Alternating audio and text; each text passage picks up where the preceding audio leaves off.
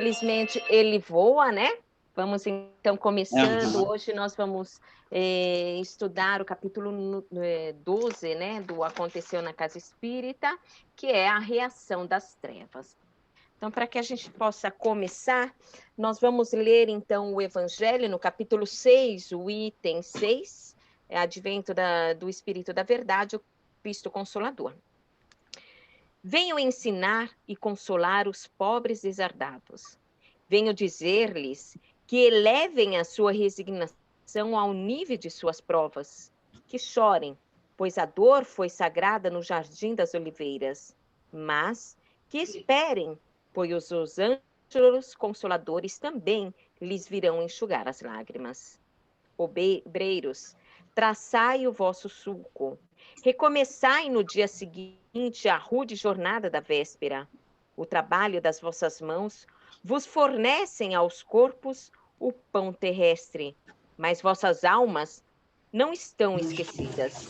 E eu, o divino jardineiro, as cultivo no silêncio dos vossos pensamentos.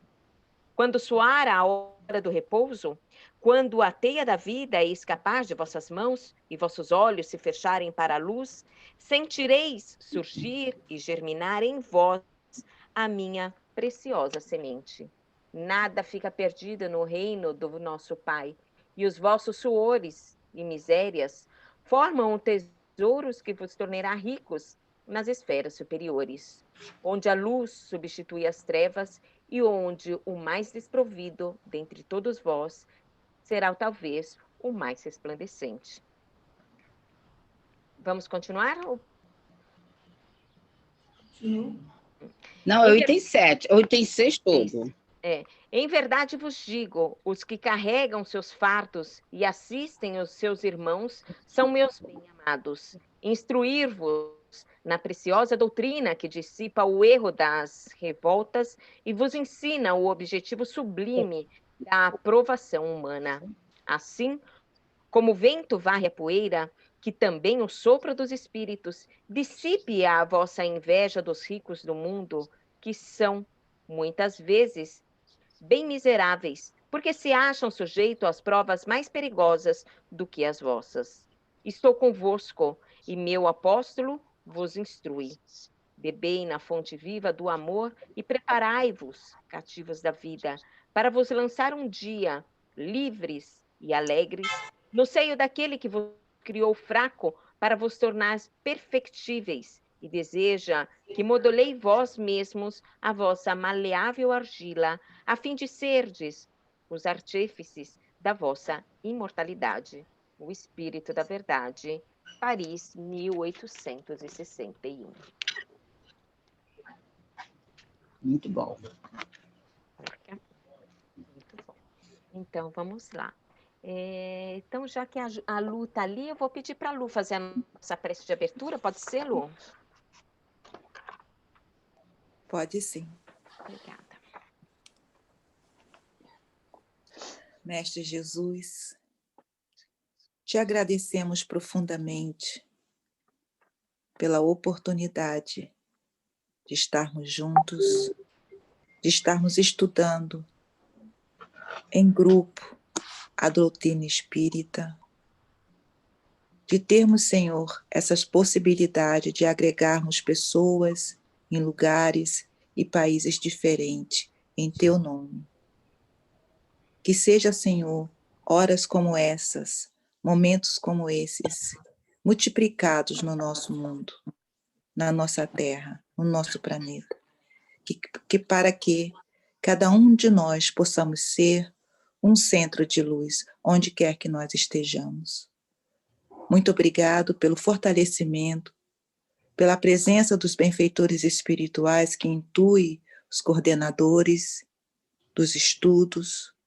Muito obrigado, Senhor, pela oportunidade de podermos estudar com seriedade e profundidade a doutrina espírita. Sê conosco, abençoando cada um de nós que aqui esteja, que aqui está, como aqueles que hoje não puderam chegar, que todos possam receber as benéfices desses momentos. Que assim seja. Bom, então vamos iniciar, né? Porque hoje esse capítulo 12, ele tem muita coisa importante. É óbvio que não vai dar para a gente estar lendo, passar a ver todas as questões, mas as principais a gente vai conseguir debater. E tem as referências também em relação a temas que a Nora, espírito comunicante do livro, né, que fez a obra, ela trouxe, e ela montou textos bem amarradinhos dentro de temas muito necessários para a gente estar refletindo. Bom, então, o nome do tema é Reação das Trevas, né? Agora, eles vão começar a reagir. Todo aquele processo de infiltração, eles movimentaram uma cidade, né? Uma cidade, Júlio César coordenava uma cidade, então ele arregimentou um grupo muito grande, como se fosse um exército mesmo, o exército com generais muito preparados, conhecedores da questão da técnica e da tática de obsessivas. A gente viu espíritos especialistas em manipular fluidos, a gente viu Elvira em várias áreas, ela manipulando, isso aí é muito importante, a gente não pode ser inocente nessas áreas, seja na nossa vida do dia a dia. Temos que estar nos grupos com as pessoas, com um pensamento muito atento, com muito cuidado, com muita fiscalização, como diz Leon Denis lá no Problema do Ser, no capítulo 24, que é um capítulo muito importante da gente estar sempre refletindo, que é a disciplina do pensamento e a reforma do caráter. Por esse motivo aqui, por causa da manipulação fluídica, que em questão de milésimo de segundo, dependendo do nosso sentimento, nós alteramos a ambiência psíquica, que ele vem tratando aqui nesse capítulo de ambiência psíquica. E foi muito bem trabalhado as referências aqui. Consegui! Ai, que bom! Minha filha, puxei esse breguete aqui. Deixa eu botar o fone. Tá. Então, querer é poder, então, né? É isso aí. Já estamos falando aqui de Leon Denis, minha filha. A disciplina do pensamento e reforma do caráter. Então, vamos dar prosseguimento, que a Mara se enquadra rapidinho aqui no assunto, que nós estamos no início. Deixa eu dar Eu bom vou dia pro pedir povo aí, tá? Bom quem dia, está... povo. Bom dia. Bom dia, Amália. Bom dia, Mara. Ai, que bom. Que bom que você chegou. Tá. Já estava de coração apertado aqui. Coitada. Fica assim também. Beleza. Eu vou pedir quem tiver... O Patrícia, você está com o material aí na mão? Patrícia? Ainda não deve estar. Sueli, logo nesse início aí, só para a gente, que não vai dar para a gente fazer muita leitura, lê para a gente até arrebatados pela emissários da luz. Qual a página que você está, Helena? Primeira página. Começamos agora, você ainda não perdeu nada. Tá. Você está sugerindo, então, desde o começo do texto? Do início até esses emissários da luz. Então, tá. Então, capítulo 12, Reação das Trevas. Diante destes acontecimentos, Daniel e Gonçalves se preocuparam, sentiram que o trabalho estava ameaçado. Daniel perguntou a Elvira: o que houve? Por que esta paz? Não se preocupe, respondeu a servidora das sombras. Isso tudo é momentâneo. Momentâneo? A casa está praticamente vazia. Muitos dos nossos foram arrebatados pelos emissários da luz. É verdade, isso sempre acontece. Por isso, Júlio César retornou para nossa cidade, a fim de congregar um maior número de camaradas para a batalha final. De nossa parte, só nos cabe aguardar. Nós armamos a bomba, nosso mestre que vai detoná-la. Era a reação dos encarnados, movimentando-se para neutralizar as ocorrências das infiltrações. Enquanto isso, na Cidade das Trevas, Júlio César procurava convocar uma quantidade maior de servidores a fim de continuar o processo de infiltração. Entretanto, encontrou a cidade praticamente vazia. Centenas de adversários espirituais haviam abandonado o ideal do mandante das trevas, libertando-se graças ao trabalho dos amigos espirituais. De forma enlouquecida, começou a gritar, exigindo que seus comparsas aparecessem para assumirem as tarefas. Camaradas, camaradas. Tá bom aí. Aqui, esse tanto já dá para você desenvolver esse raciocínio aí, por favor. Então, aqui, a gente observa que, a partir do momento em que houve uma transformação na reforma do pensamento das pessoas, mesmo, ao que você estava se referindo lá no Leon Denis, é a reforma do pensamento. O pensamento começou a mudar através das reuniões, dos estudos, das orações. Então, o grupo começou a ficar sintonizado entre si, a fraternidade começou a aumentar e, com isso, foi diluindo essa sintonia de fofoca, de amargura, essa sintonia que estava desequilibrando o grupo. E aí, os invasores, os obsessores, perceberam essa sintonia entre eles, e aí eles, indo lá para a Cidade das Trevas, começou a buscar mais gente para que fosse trabalhar com mais eficiência, porque eles estavam já se sentindo derrotados. E é interessante que, mesmo lá no grupo que estava lá nas cavernas deles, já também sentiam essa sintonia. Então, isso é importante para a gente perceber como a nossa prece caminha realmente pelo fluido cósmico universal. A sua intenção é sempre dirigida, a gente nem sabe por onde. Então, daí a importância do pensamento dirigido, firme, forte, essa reforma de pensamento mesmo. Então, ele conseguiu viajar, né, pelo fluido cósmico universal e se dirigir para as cavernas desses trabalhadores do mal e começar a mudar a sintonia dentro da própria casa também. Então, eles estão agora, nesse momento, preocupados com o trabalho que está sendo... não está sendo eficiente o deles, né? Aí, Sueli, pode ser, já te dou a palavra, só um minutinho. Aí a gente vai vendo, Sueli, que aí eu passo a palavra para a Amália, ela vai enriquecer com isso que eu vou citar agora. A gente vai vendo qual é... Já te dou a palavra, só um minutinho. A gente vai vendo qual é a função da casa espírita. Esse é o ponto.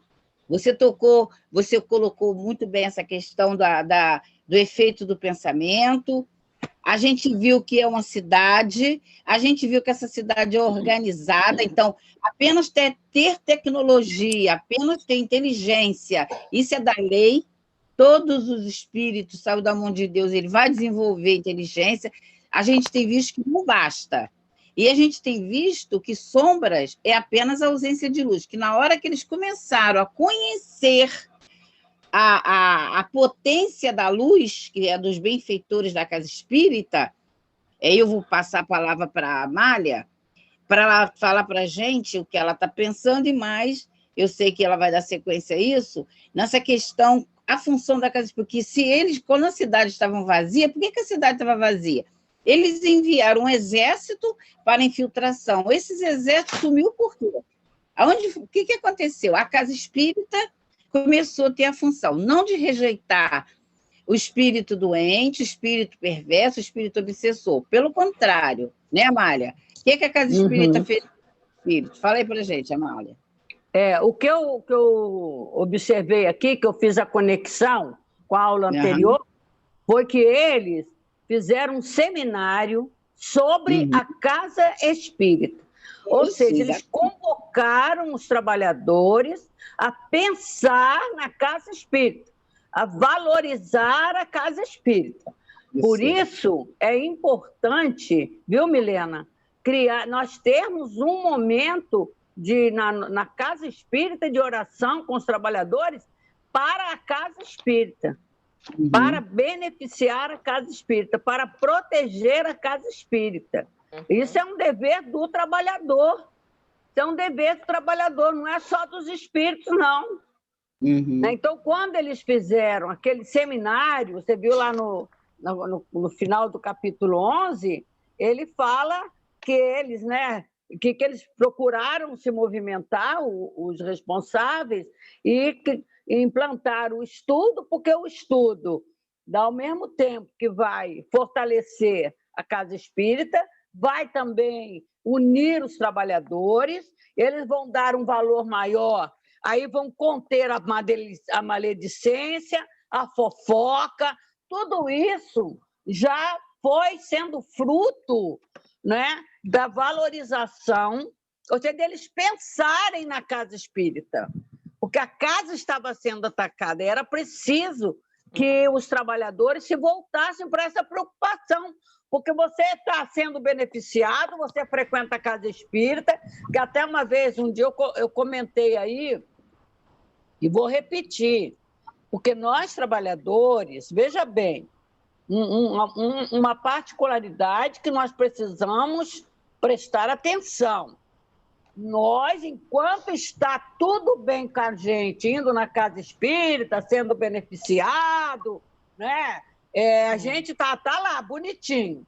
Quando começa alguma coisa a dar errado, a gente já começa a achar que a Casa Espírita não está mais ajudando a gente. Né?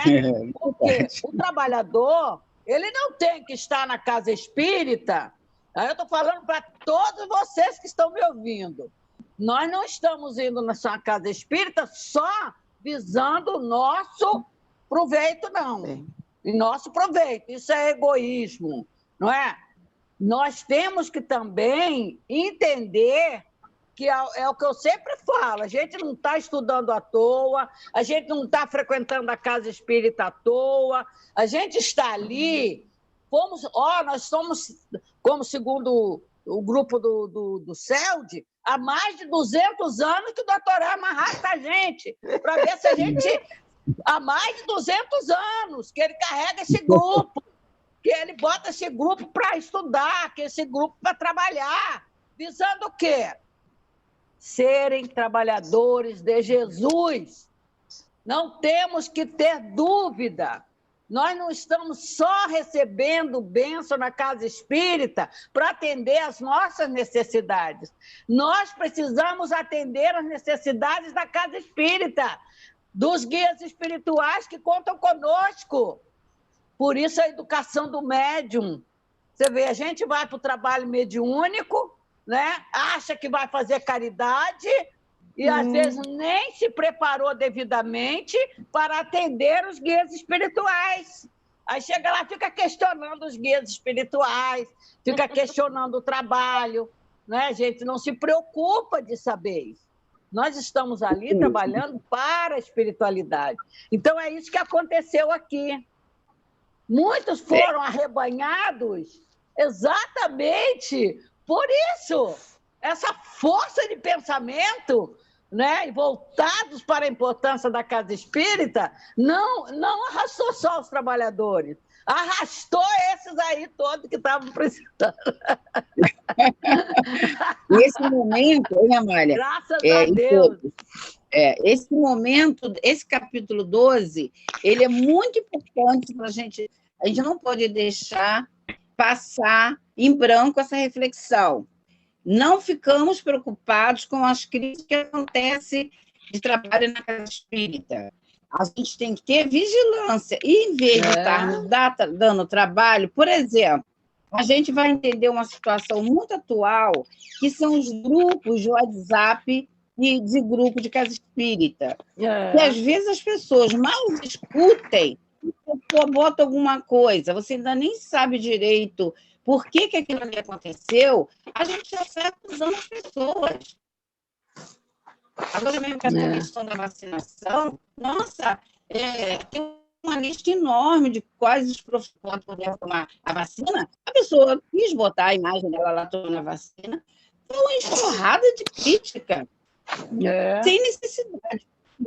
Isso aí, na verdade, é uma imprudência e que, em vez de trazer paz, porque ali é um grupo de estudo, é online, mas é um grupo de estudo, porque o pensamento rastreia o universo, então a gente não pode achar que isso aí não prejudica também o trabalho na Casa Espíritos, grupo online. Nós estamos aqui online, mas você vê, temos postura, temos prece antes, todo mundo tem que ter muito cuidado com o que vai falar, com o que vai pensar, porque... É uma reunião espírita online.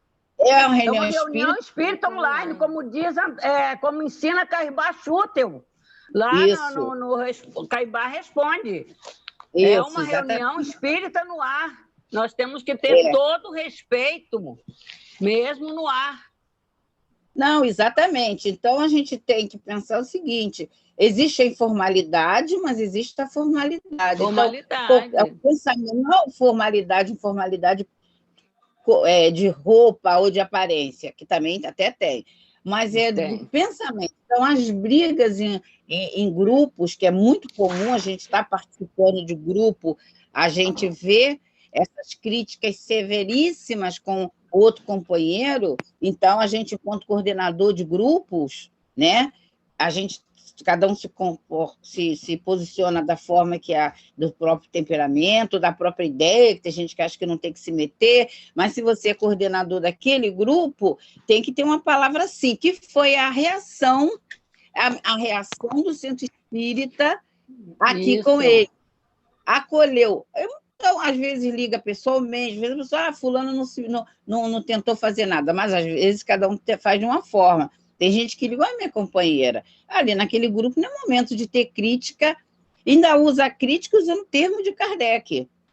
Então, então a gente tem que eu estou fazendo esse paralelo em relação a esse comportamento que a Amália trouxe, da gente ser cooperador na Casa Espírita, não apenas ir na Casa Espírita para ser beneficiado. Para tirar proveito. Mais à frente vai acontecer isso, quando aquele grupo da cidade questiona Júlio César, mas a gente vai esperar um pouquinho. Eu vou pedir, então, a Ruth... Mas porque, Helena, só para fechar, a fofoca e a maledicência é desrespeito à Casa Espírita. Isso. Total desrespeito. Eu não estou respeitando o ambiente que eu estou. E o ambiente que eu estou sendo beneficiado. Veja bem a seriedade disso. É verdade. Isso aí são tudo questionamentos e reflexões para todos nós. Respeito à Casa Espírita. O que é o respeito à Casa Espírita? Dá um seminário o que é um respeito à Casa Espírita. Aquela lição que a gente já passou logo no início do nosso estudo, que é aquele texto de Baltazar, a Lu hoje já me perguntou sobre o Baltazar, quando ele vem passando para a gente, eu vou passar novamente para vocês, que eu já botei aí. O que é a Casa Espírita? Ali ele dá uma lista, o texto é grande, mas eu fiz um resumo do texto. Então, eu botei assim, as coisas principais, o que é a Casa Espírita segundo os benfeitores. Que essa que é a questão, não segundo a gente. É um núcleo de força contra as trevas, né, em primeiro lugar. E antes disso, ele diz, é aquilo que os benfeitores querem implantar na cabeça de vocês. Logo que inicia assim, é aquilo que os benfeitores querem implantar na cabeça de vocês. Isso aí é um seminário. O que significa esse implantar? Mas vamos dar cuidado, que a gente tem que ter cuidado para não se levar. Ô, Ruth, tem umas referências em relação a essa questão aqui da Cidade das Trevas. Então, foi colocada aqui algumas referências. Faz uns comentários rápidos para a gente das referências em relação a essas colônias espirituais, que no final desse texto, desse primeiro texto, tem ali, né? O vento levantando poeira da velha cidade edificada para a prática do mal. Aí embaixo tem algumas referências. Faz uns comentários sobre essas referências para a gente. Ela coloca colônias espirituais, é isso, né?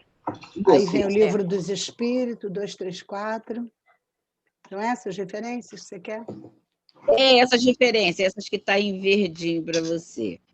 Tá. Tem André Luiz, Libertação, só Sim. Sério?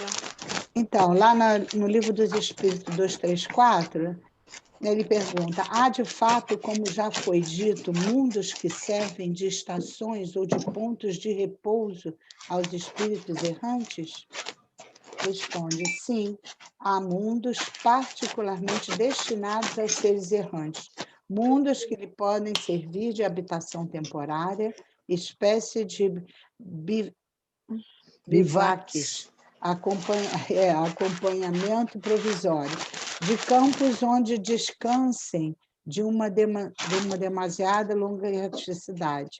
Estado este sempre um tanto penoso.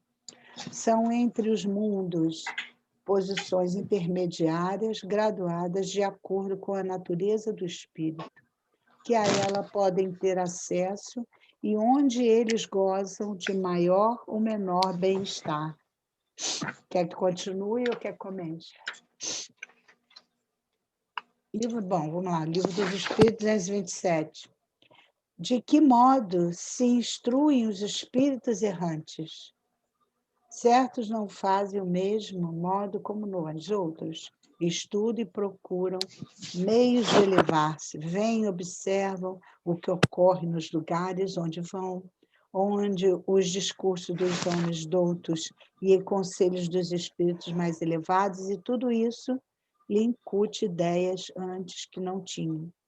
E ela, no final, ela coloca o Evangelho segundo o Espiritismo, no capítulo 4, ninguém pode ver o reino de Deus se não nascer de novo. Aí vem os laços de família no item 18. Aqui é como eles foram arrebatados, né? Com esse trabalho de conscientização, de ver o outro lado, porque quando eles atacam, na grande maioria, né, não foram só eles, nós mesmos, quando nós somos contraditórios a alguma coisa, principalmente dentro da casa espírita, logo vem o pensamento contrário, vem o pensamento para ajustar aquilo que você está pensando. Nós somos seres humanos, nós erramos, nós pensamos mal, nós temos todas essas fraquezas, não somos anjos. Então, muitas das vezes, uma coisa que acontece dentro da casa espírita, nós interpretamos errado.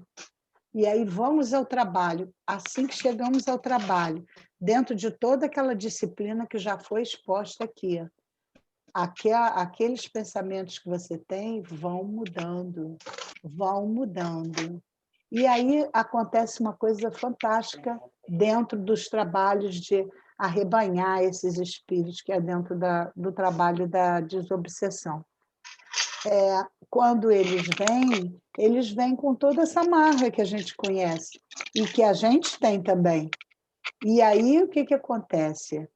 Um bom carinho, eles sentirem amor de nós saindo, eles sentirem que nós entendemos a vida deles, que nós também, às vezes, já passamos por aquilo que eles estão passando. É um atendimento fraterno para o desencarnado que está a fim de perturbar a casa. Né? Aí você vai, conversa, lida, eles têm condições de ver o que você sente, eles começam a ver que ali, começar a fazer comparação. Por exemplo, lá com o Júlio César é só cacetada, né? Ele não quer saber, ele só quer brigar com eles. Olha, você vai perder, você vai perder, você vai perder. Ele só sabe falar isso para os companheiros. Quando ele chega desse lado, nessa colônia, aí o que acontece? Eles vão começar a ganhar. Eles começam a ver, olha, você pode melhorar, você pode ter uma vida melhor, você pode ter um sentimento melhor, está aí dentro de você, é uma questão de desenvolver. Deus, quando nos criou, criou todos com condições de amar. Então, você vai melhorar, você vai ter alguns gostam até da ideia de ter uma caminha, um socorro, uma comidinha. É interessante, mas é por aí.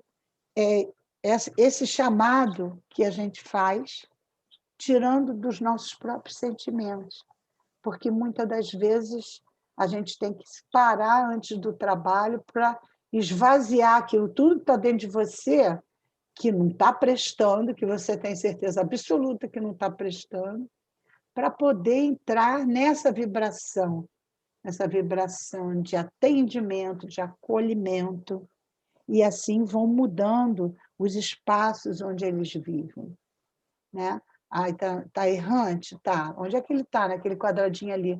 Eu tenho capacidade de estar apurando, de estar buscando? Eu pego e puxo. Ali eu não tenho condição. Aí os guias espirituais sempre nos colocam aqueles a quem a gente consegue atender. Então, quando a visão que eu tenho de trabalho da casa espírita é sempre assim, olha, eu vou à casa espírita, é um trabalho que eu estou fazendo para mim, eu sou a primeira sendo beneficiada, mas eu também tenho que beneficiar o outro, porque senão eu não consigo ser beneficiada. E não menos importante, ou talvez mais importante, auxiliar, beneficiar a casa espírita. Eu sou pequena? Sou. Tenho pouca coisa para dar? Tenho, mas eu tenho alguma coisa para dar. Então, é isso que eu tenho para dar, eu tenho que dar à casa espírita, para que ela se fortaleça cada vez mais em feixes de luz, em feixes de amor, para poder espalhar para todos. É isso que você quer, Fátima? Ou você quer? Você sabe que enquanto você estava falando, minha filha, minha bateria do meu laptop caiu, consegui voltar. É isso mesmo, obrigado. Tá bom. As referências a gente viu que... Então, eu não vi você falando, desculpa. Mas a gente tem lá em libertação que você mostrou. Isso. Aí, o Sueli, dando sequência, né, volta para a voz de Júlio César, né? Essa parte é muito importante, está aí na página 5. Começa a ver aí, a voz de Júlio César ecoava frio nas construções inferiores. A voz de Júlio César ecoava fria nas construções inferiores, silêncio e medo pairavam no ambiente. É isso que você quer? A voz de Júlio César ecoava isso. Eu não vi onde você começou. A voz ecoava. Bom, quando um pequeno grupo de adversários se apresentou, saindo das ruas estreitas em direção ao mesmo jardim de pedras onde tudo começou. Exato. Desta vez não estavam muito animados. Um deles, demonstrando coragem, desafiou o representante da esquerda. Desta vez, eu acho que eu fui entender. Deseja nos congregar, Júlio César? Veja, nossa cidade está quase vazia. Você carregou muitos dos nossos e a maioria não retornou até hoje. Sob suas ordens, Gonçalves levou daqui verdadeiros exércitos a fim de executar os seus planos. Está nos usando, é isso? Só consegue pensar na sua vitória. Deseja apenas promover-se dentro da organização.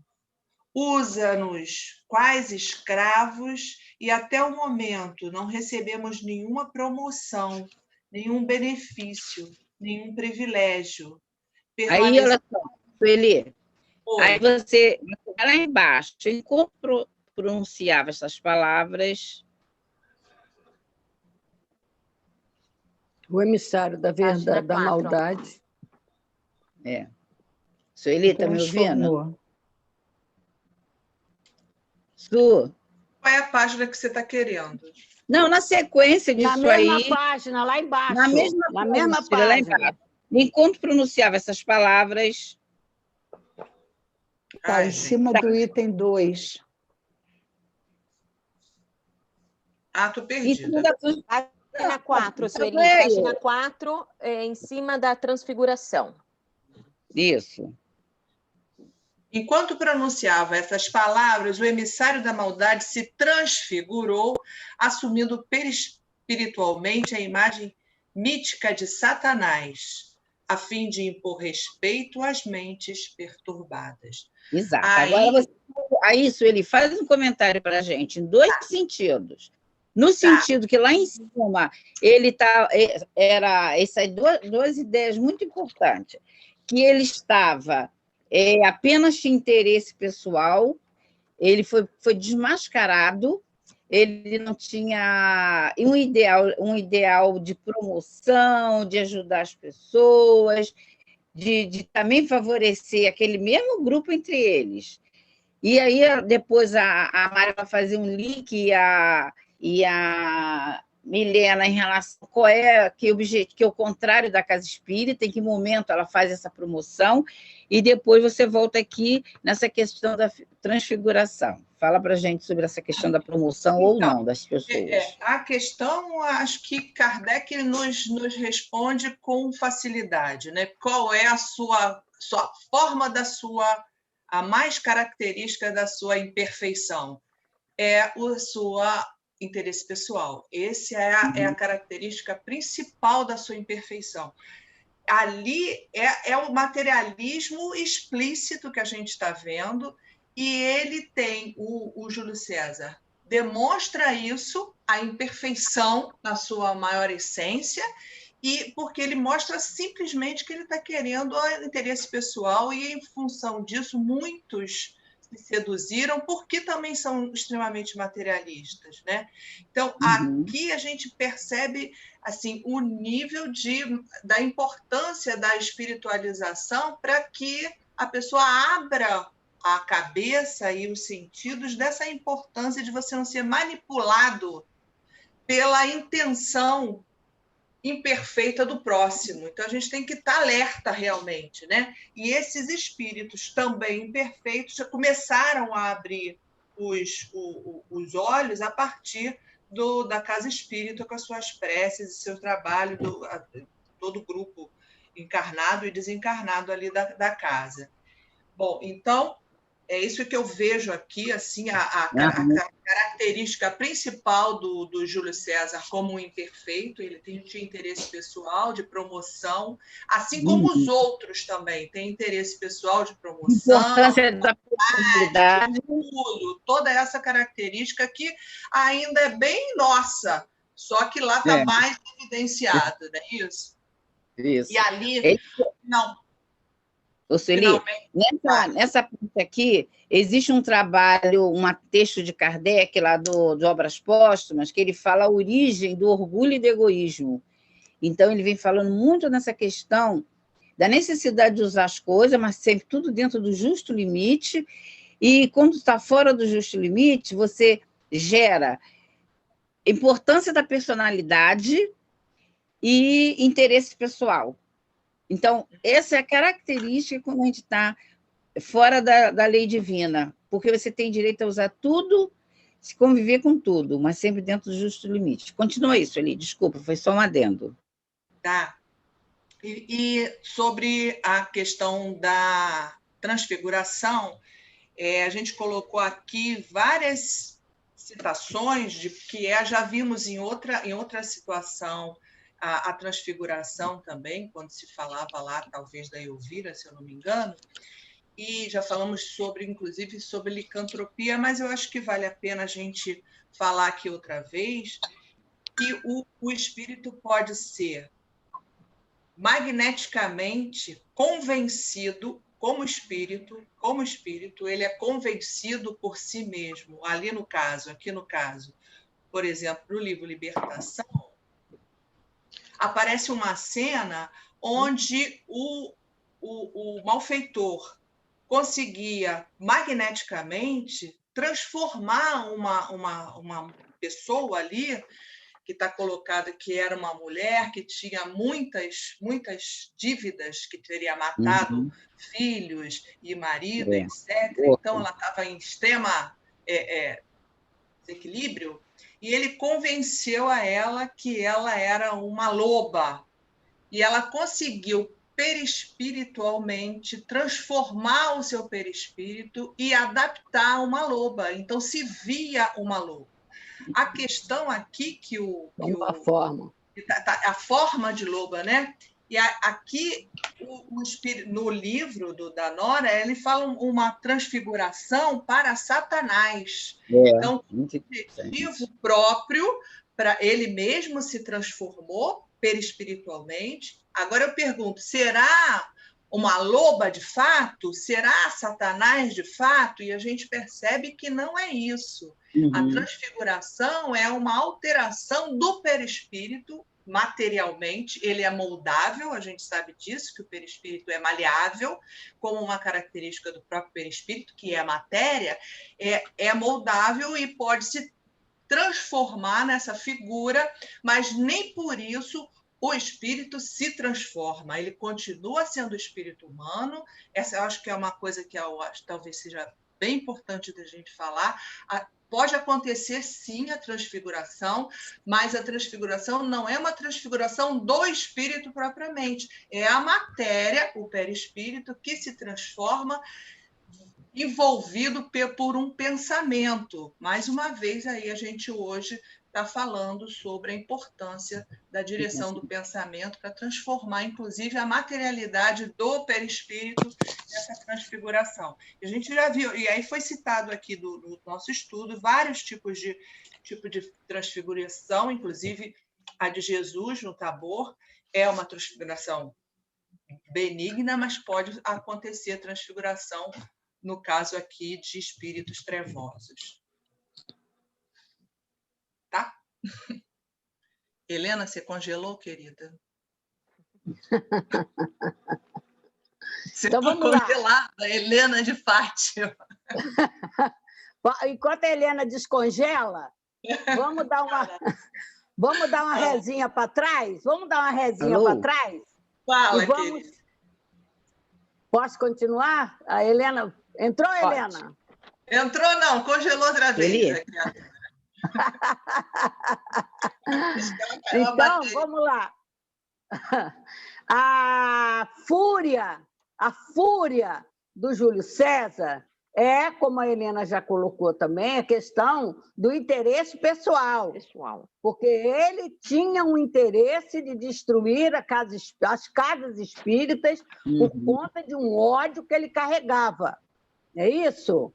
E tudo que a Ruth leu, que a Helena ela perdeu ali o momento, foi exatamente as questões que ela trouxe, mostrando, né, primeiro, o agrupamento no mundo espiritual. Os espíritos se agrupam, está lá 234, quando a gente aprende, né, a gente vai ouvir isso nas cidades de luz, nas cidades elevadas ou nas cidades medianas, onde já se busca a elevação, né? Então, essa atração dos espíritos que estão dos laços de família espiritual ali, não é? Também acontece a nível trevoso. Por isso, a cidade das trevas.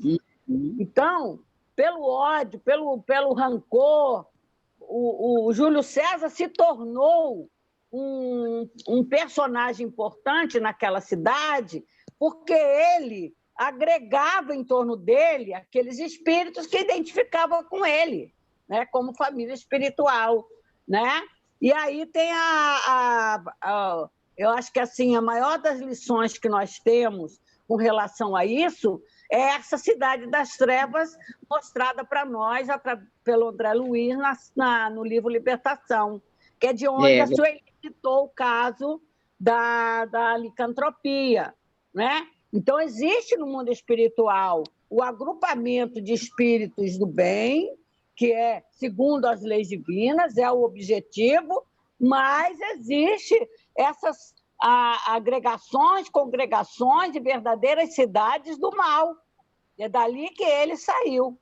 Então, quando começou a perder a força, ele se desesperou, não é? Ele se desesperou. Aí ele vai tomar a forma de Satanás para quê? Para se impor.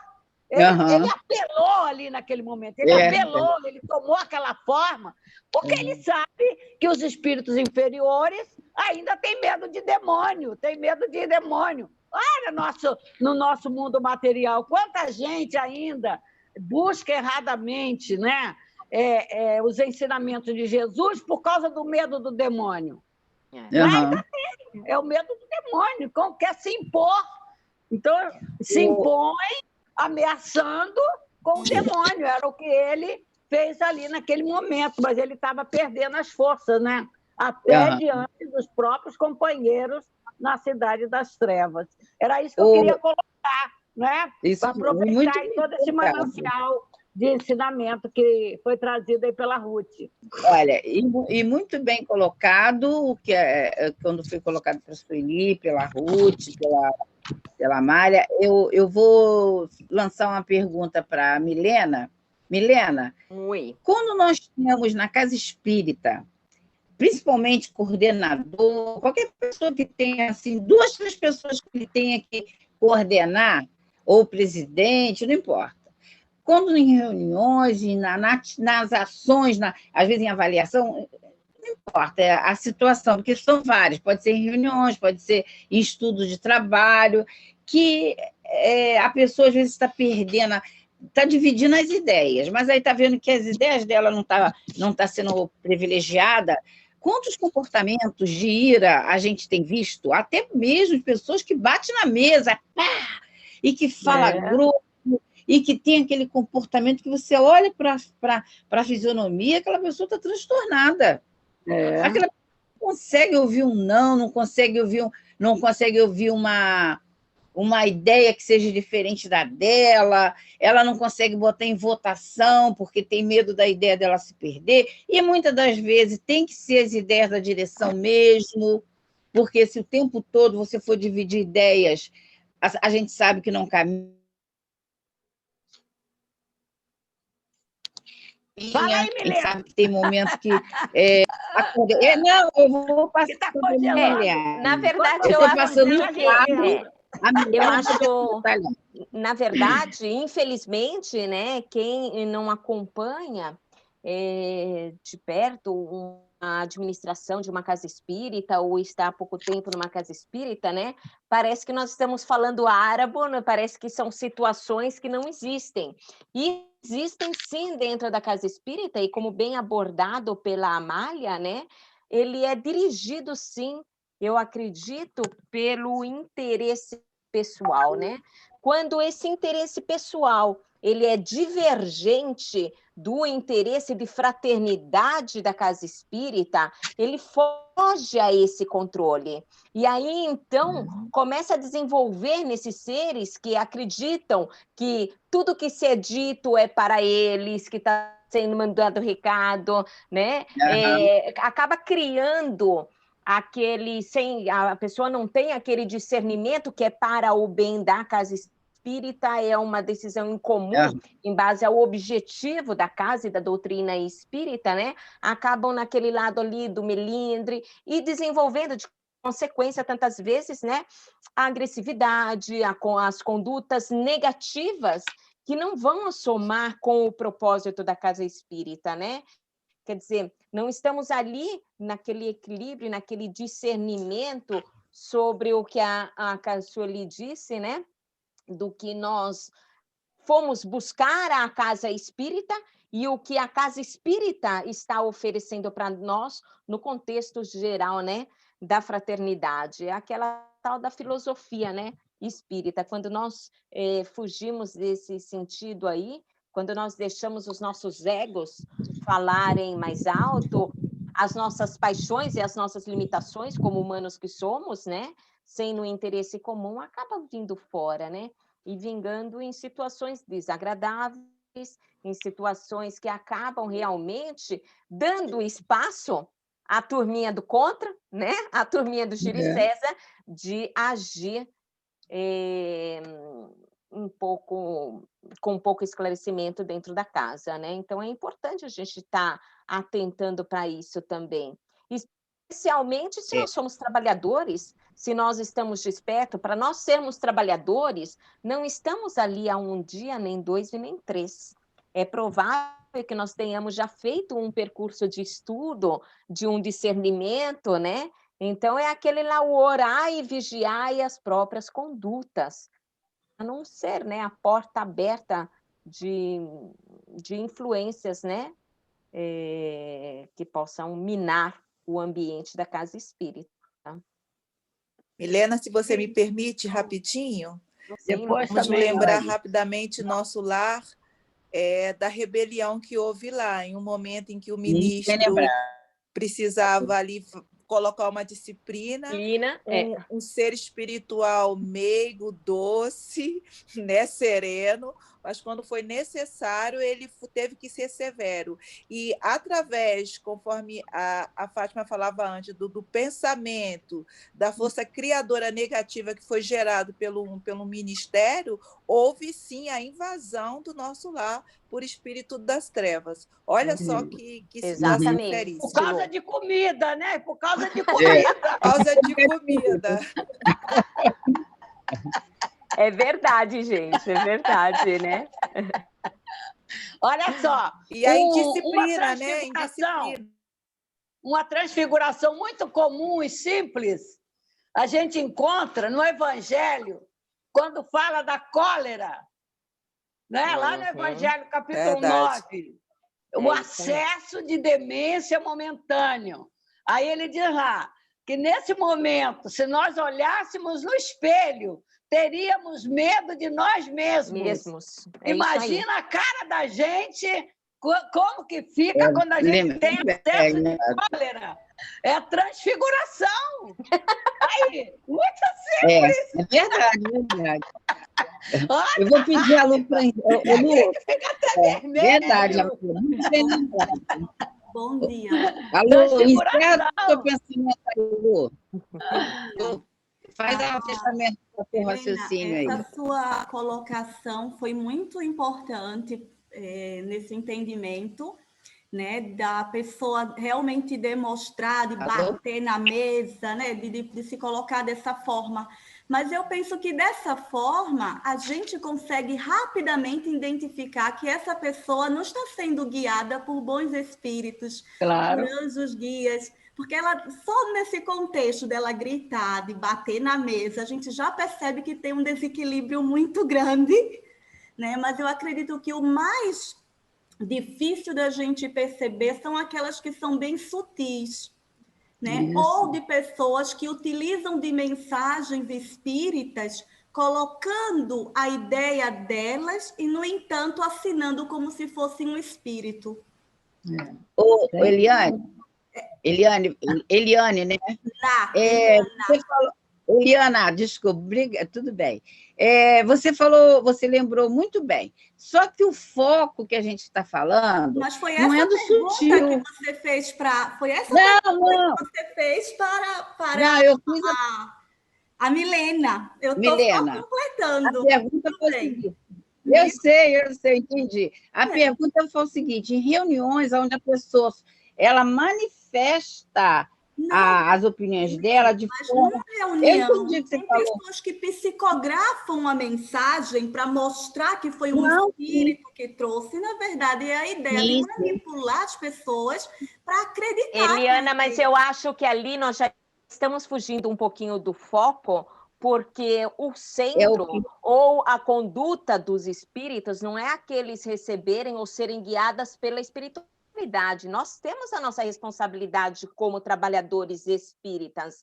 Agora, se a casa ela tem que ser conduzida só pela espiritualidade, sem contar com o nosso discernimento, quer dizer, se nós estamos colhendo toda a mensagem, de repente, que ajuda, que chega... Vocês não estão entendendo, eu estou falando, eu estou só um minutinho. Bebendo toda a água que nos chega, aí é complicado, né? Então, eu estou tentando complementar que não é só de forma arrogante e agressiva, mas tem também aquelas muito sutis que a gente ainda não percebe. Não, você está certa, você está certa.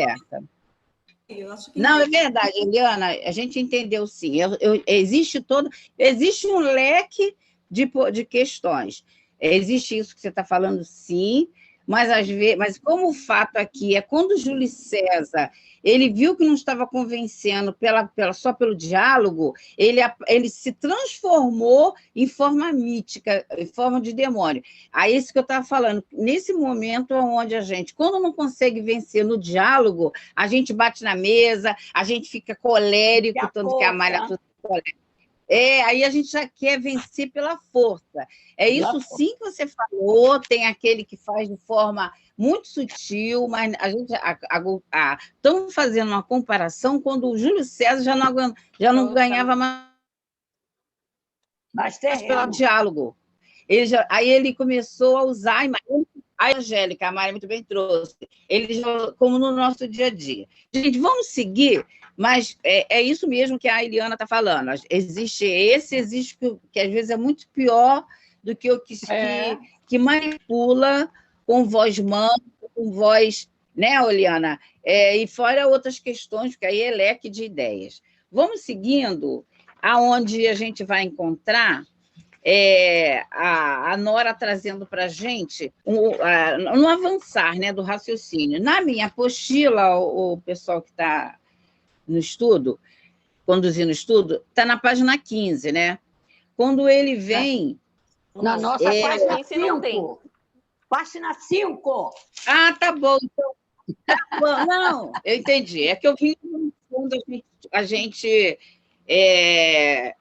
peraí, só um minutinho. Exatamente, eu pulei aqui, mas na minha... Então, esquece página, que na hora que eu imprimi, deve ter imprimido com outros tipos de página, onde diz assim, o ilustre caraveiro, vendo a Assembleia, dirigiu-se ao seu encontro e, abrindo o caminho, chegou ao núcleo do largo, encontrando, por fim, Júlio César, que o recebeu gaguejando nervosamente. Qual é a outra ideia que a Nora... Na página 6.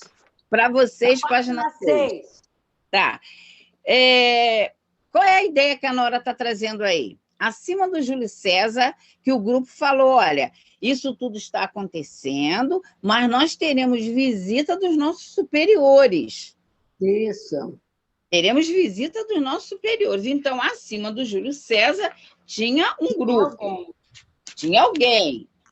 Aí, o que aconteceu? O Júlio César, que estava ali se colocando como muito poderoso, ele temeu. Quando o ilustre caravaneiro, que ele coloca assim, vendo a Assembleia, dirigiu-se. Então, o Júlio César, quando viu a chegada desses ilustres caravanneiros, ele temeu, ele ficou temeroso. Então, ele não tinha tanta segurança como ele pensava, tanto poder. É a escala de poder do mundo. O Júlio César escravizava aqueles espíritos ainda ignorantes, que não tinham autocontrole, que a questão aí é a questão também do autocontrole, da mesma forma que lá no livro Libertação, quando o Gregório dá a ordem, dá um comando, dá uma sugestão para a mulher, ele não precisou muito, ele só falou, você é uma loba, por quê? Por causa da consciência.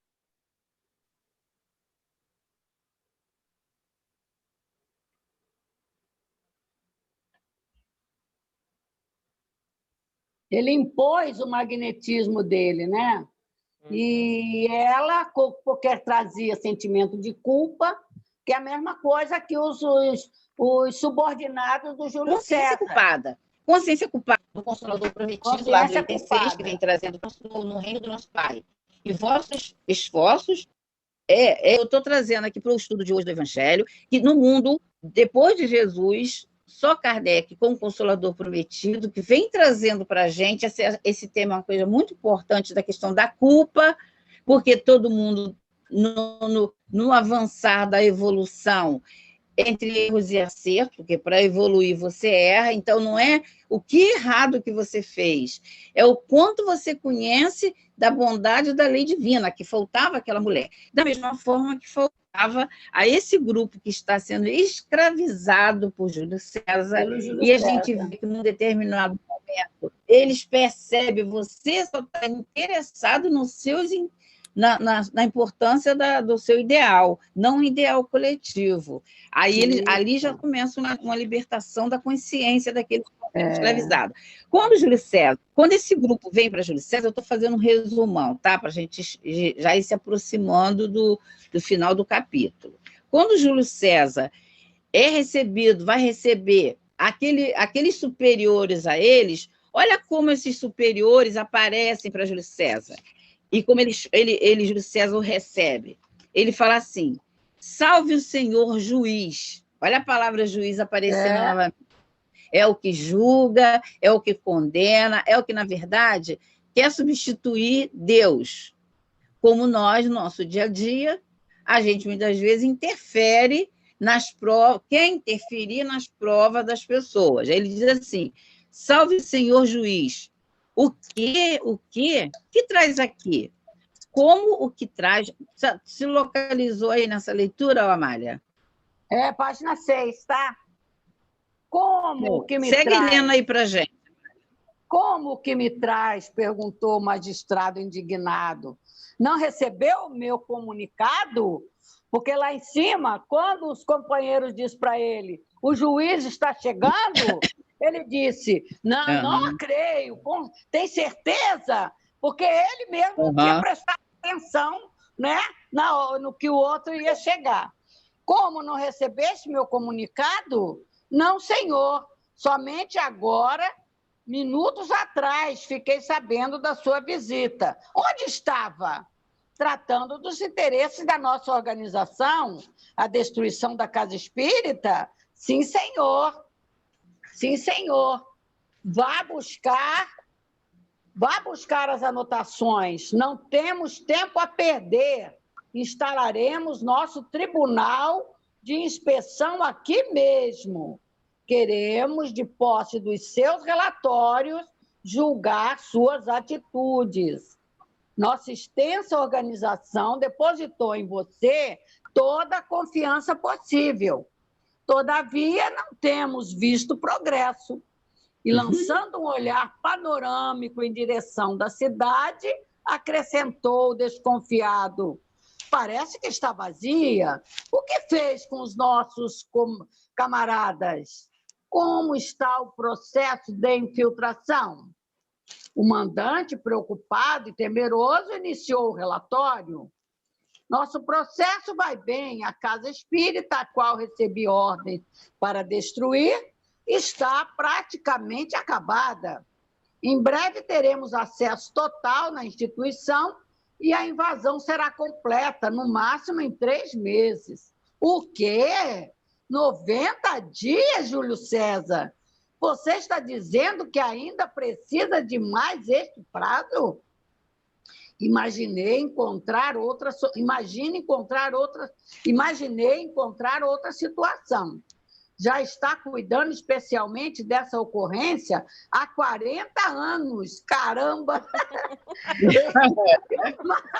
E o máximo que tem conseguido é perturbar algumas pequenas tarefas. Você não é mais o mesmo. Digníssimo, este caso realmente não é fácil. O processo é muito mais delicado. Esta casa possui pessoas muito espiritualizadas, idealistas, crentes convictos, utilizando-se da fé raciocinada.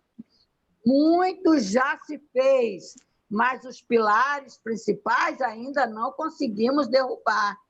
Porém, está por pouco. O Senhor precisa levar em consideração toda a minha história. Tenho em meu currículo a experiência de 11 casas espíritas destruídas, nestes 75 anos em que sirvo dedicadamente a nossa organização. Viu como funciona a Casa das Trevas? Não é? Nada disso é compreensível. Não trabalhamos para uma instituição de caridade, onde se compreende a incompetência alheia. O prazo que lhe demos para atacar essa instituição em particular já acabou há, no mínimo, 8 anos. Sabe da importância para a nossa organização de acabarmos com as tarefas benemerentes produzidas pelas casas de Kardec. Estamos pensando em substituir você. Quem sabe alguém com ideias mais arrojadas? Nossos superiores estão enfurecidos com a sua falta de competência quando eles souberem que o número de camaradas serviçais baixou assustadoramente, é bem provável que seja deposto do seu cargo. Sua incompetência está declarada. É melhor renunciar do que passar pela vergonha de ser demitido. E há grande probabilidade que seja preso. Basta uma assinatura minha. Sua desgraça está decretada. Sua falência é um fato. Nem para as obsessões simples você está servindo. Seus recursos estão falhos, suas ideias inadequadas. Renda-se às evidências. Aceite a realidade. Vai mais? Só mais um pouco. É muito importante. Meritíssimo, disse o lobo transformado em cordeiro. Olha, como mudou a situação. Eu lhe peço, tudo isso é uma questão de dias, todo o trabalho está organizado. Eu enviei os relatórios, o senhor nos recebeu? Sim, recebi. Analisei-os cuidadosamente e constatei que o tempo utilizado por você foi muito além de uma multidão de servos preciosos. Verificando o número de obsessores que possuíamos, desde o início da sua gestão até a última contagem, notamos que uma perda espantosa para os espíritos da luz. Para aí, tá bom. Então, vamos ver quantas coisas ricas... Fátima, deixa eu só fazer um intervento aqui, que nós já estamos chegando no final, se você aí dar uma conclusão, ok?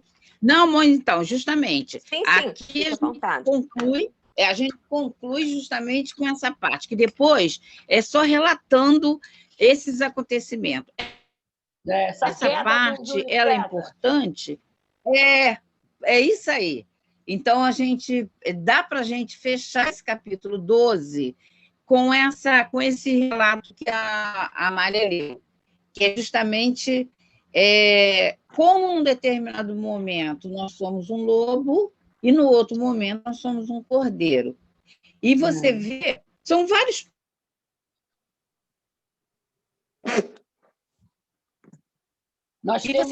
São vários pontos para tirar aqui. A gente pode pedir Walter, você ainda está aí? Para tirar um pontozinho dessas questões aí, Walter. Aí a gente vai fechando.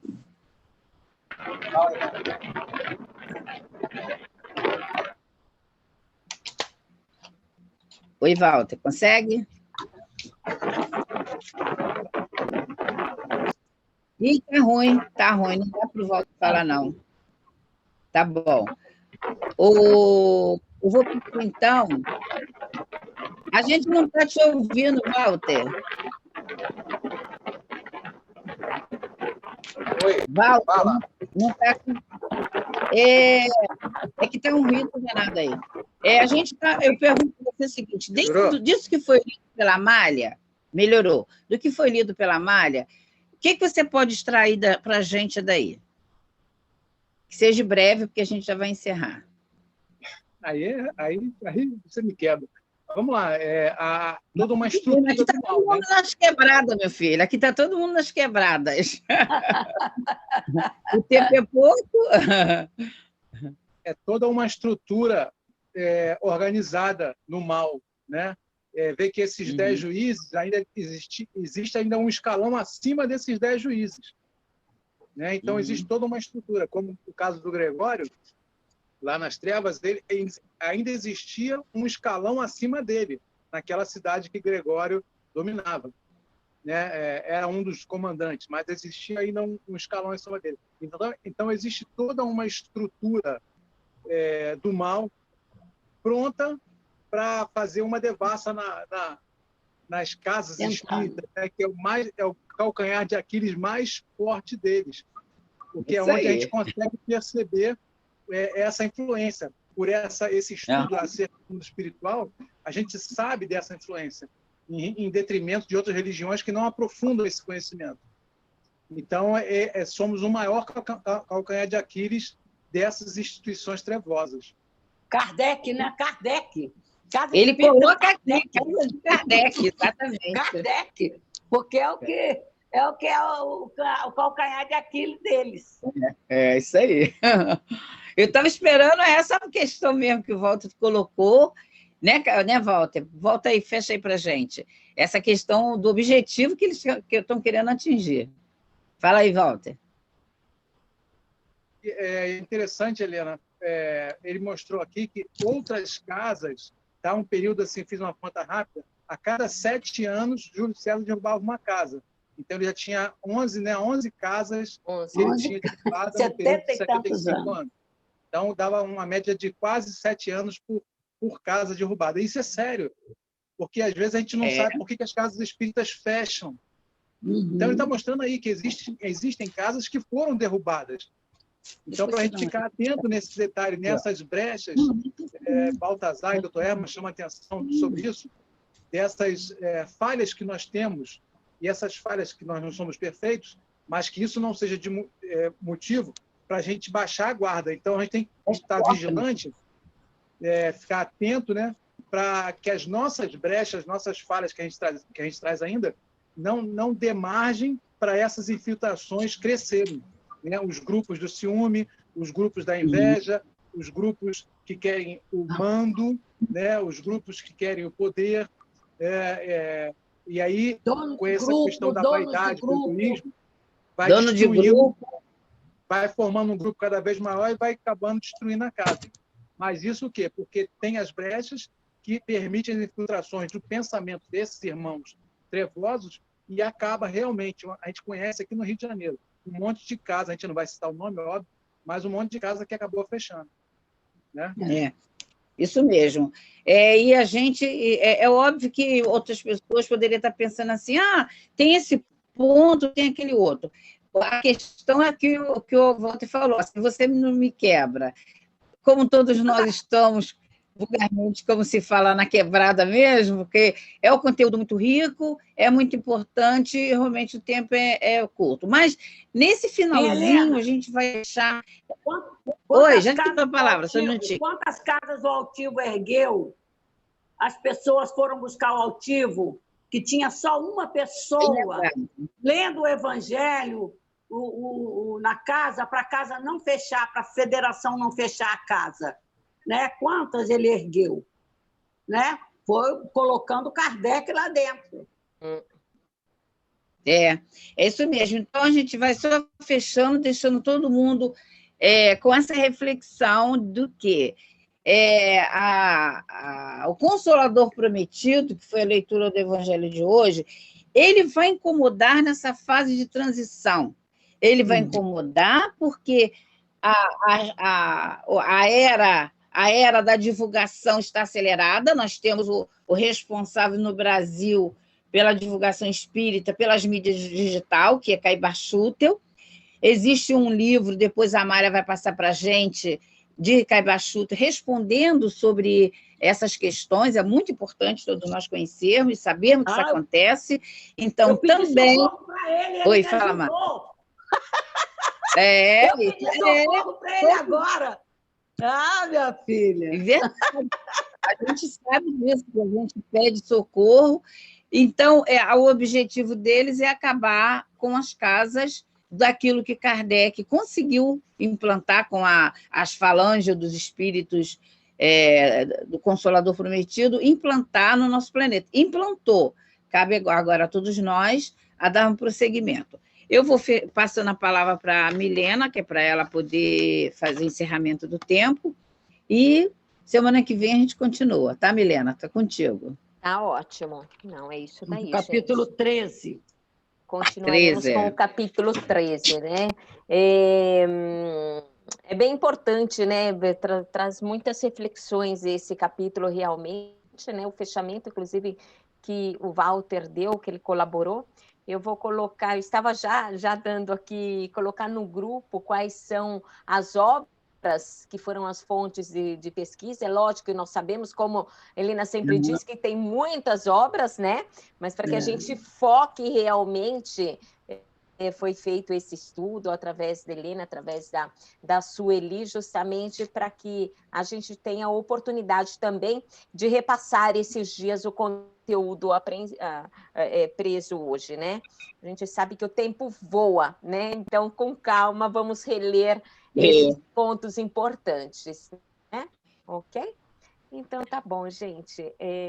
Agradecemos, né, a presença de todos e vamos, então, encerrando. Eu vou pedir, então, para a Ruth fazer nossa prece de encerramento.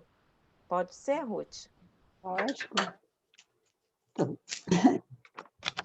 querido Jesus, amigos espirituais que nos auxiliam nesse estudo, envolvidos estamos com os corações abertos ao aprendizado, Senhor. Ajuda-nos a seguir as linhas de raciocínio para que possamos unir o amor ao trabalho. Desta forma, conseguiremos manter as nossas casas abertas, as nossas casas vibrando na paz e na luz. Ajuda-nos, Senhor. Derrama a tua luz e o teu amor sobre cada casa aqui representada. Cada ser humano que aqui está, representando em seus lares um pedacinho das casas espíritas. Abençoe-nos, Jesus. Fortaleça-nos, nos dê coragem e livra de nós, Senhor Jesus, o orgulho, a vaidade, esta vontade de crescer e crescer desorganizadamente.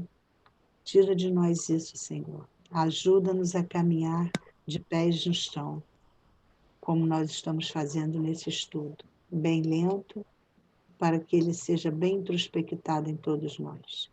Abençoa-nos, Senhor. Mais uma vez eu rogo ao Pai Celestial que vibre a luz sobre todos nós. Muito obrigado a todos, muito obrigada, Jesus, a Maria de Nazaré, obrigada a Deus, nosso Pai, a Caibachuto, que nos ajuda através dessas transmissões, e que possamos estar juntos novamente na próxima segunda-feira, trazendo o capítulo 13, para desenvolvermos cada vez melhor. Muito obrigada, graças a Deus. Vai, Milena. Graças a Deus.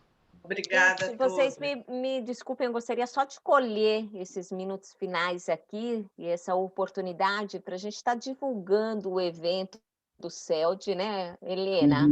Que vai ser realizado aí um encontro da Espírita esse ano, abrangendo o Livro dos Espíritos, na primeiro fim de semana. Vai ser muito bom, de Milena. fevereiro. As inscrições já estão abertas e eu já fiz a minha, fui logo advertida aí pelo Carlos, já fiz a minha. E vou tomar a liberdade de passar no grupo para que todos que tenham interesse também possam fazer as suas inscrições. Okay? Isso mesmo. O horário, inclusive, para a gente aqui na Europa vai ser ótimo, porque vai ser logo no começo da tarde, né? Aqui o nosso problema é porque os eventos aí são à tarde e à noite, é muito tarde para a gente, né? E às vezes é 1h da tarde, então vai ser excelente. Vou tomar a liberdade de divulgar no grupo, tá bom? Ótimo. Muito bom, obrigada. Uma boa semana para todos. Obrigada. Boa semana. Bom dia. Beijo. Bom dia. Boa semana para todos. Um abraço. Hoje à noite a gente... Obrigada, você também. Boa noite. Bom dia, né? Tchau. Beijo, boa semana. Boa semana. Até logo mais, Amália. Milena? Oi. Milena, eu estava rezando aqui, daí eu perdi essa informação do curso. Ele é um curso do quê? Não é um curso, é um encontro, tá? Tá. Quando e onde, sobre o quê? Ele vai ser sobre o livro dos Espíritos. A Vida Além da Morte. A Vida Além da Morte é a parte que vai abranger. Eu achei fantástico, porque eles dividiram por combos, né? São assuntos que estão correlacionados e você vai lá e escolhe. Você pode participar num dia em um e no outro dia em outro. E eu fiz assim, né? E vou passar aqui no grupo para que possa ser feitas as inscrições. Ô, Milena, deixa eu dar uma informação. Quando eu passei esse texto para a Milena, essa propaganda, para ela divulgar, e você sabe, Milena, que passei para outro grupo também, já tem gente me ligando para tem mais informação, então o pessoal está gostando muito. Deixa eu só te dar uma informação. Esse livro dos espíritos, ele é estudado, esse encontro é estudado, o livro dos espíritos, todo ano. Entendeu? O ano inteiro. Esse ano não. Todo ano. 37º, não? Ele é em português só ou ele é traduzido? Ele é em português. Não, ele por enquanto é só em português. Mas, de repente, no futuro Grazi, pode... só um minutinho, Helena, acho que não está claro para a Grazi. É um evento que é promovido pelo Centro Espírita Leon Denis, lá do Rio de Janeiro. Rio de Janeiro. E eles abriram o convite para a gente também, e para a gente poder divulgar. Né? Então, é um evento feito lá no Brasil. Tá. Vocês vão gostar muito. Vou gostar muito. Mas no Pode futuro... falar, Walter. Casa No Espírita... futuro podia, né? Além Não, do exatamente. encontro, a Graziela perguntou, além do encontro, também tem os cursos regulares também, que a casa está, acredito que está disponível também, né? Não, A Amália pode dizer. A Amália depois pode dar maior detalhe. Mas, em relação a isso, eu esqueci, o Rico, ele pegou um material do nosso aqui, do encontro do estudo do Acontecendo na Casa Espírita, eu enviei para ele, ele traduziu para o italiano e fez. No futuro, eu posso botar vocês em contato com os organizadores desse encontro, que é a responsável, a Deusa Nogueira, pode enviar o material e vocês traduzirem. Já foi feito com o nosso estudo do Acontecendo na Casa Espírita, tá? Então, só te respondendo em relação a isso, Grazi. A italianada aqui, depois você começa a falar, eles já começam a se interessar, e eles usam muito raciocínio, né? A razão, eles são computador, perguntam, até tu nem sabe mais o que responder mais. Então, você se vê no próprio uma informação que é da fonte mesmo, é de vocês, porque esgota a curiosidade deles. Que eu tenho um limite, eu até uma coisa, sabe? Depois, se vence de vocês, assim, de um grupo maior, que informa melhor é mais, assim, que eu posso dizer, tá mais reforçada a coisa. Por isso, olha só, Graziela, por isso, Kardec deu o exemplo lá naquele livro A Viagem, aonde ele saía de Paris e ia, que tinha muitas casas espíritas na época, né? Sim. E saía para fazer justamente isso aí. Unir as casas espíritas, trocar, ninguém ensinando ninguém, mas todo mundo trocando, um aprendendo com o outro. Na verdade, nós estamos no Leon Denis, existe esse encontro da casa espírita, justamente para fazer isso. É isso que a gente está fazendo. Olha o fruto. Porque, às vezes, não é muito fácil, sim, porque eles são bem, como é que eu vou te dizer, no raciocínio, naquela coisa de perguntar, de julgar, taranana. Aí tu, meu Deus, mas está escrito ali a resposta número 1, resposta número 2.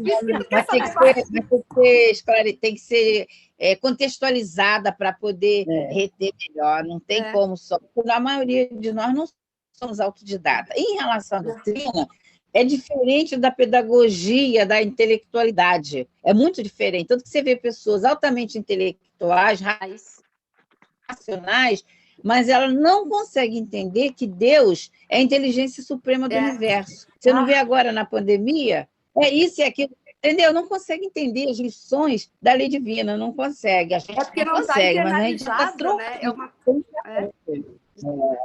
Isso aí. Mas vai aos pouquinhos, vai chegando lá, tá? Tá, desculpa. Obrigada a todos vocês, gente. Um beijo grande, gente. Fique com Deus, boa semana. Tá, um bom dia. Obrigada, um beijo, amada. Obrigada. A Helena, vou te escrever depois.